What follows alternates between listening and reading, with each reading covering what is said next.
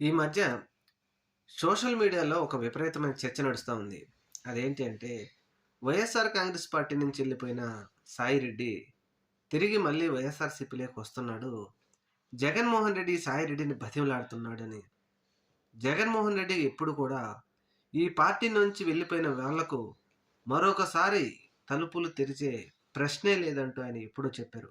అయితే సోషల్ మీడియాలో ఇటువంటి ప్రచారం మాత్రం నడుస్తా ఉంది. ఈ సాయిరెడ్డి కూడా ఒక క్లారిటీ ఇచ్చాడు.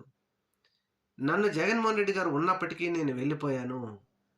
తిరిగి మళ్ళా ఘర్ వాపసి అనేది ఈ పార్టీలోకి ఉండదు. విరిగిపోయిన మనసు అతకదు అంటూ ఆయన కొన్ని వ్యాఖ్యలు చేశారు.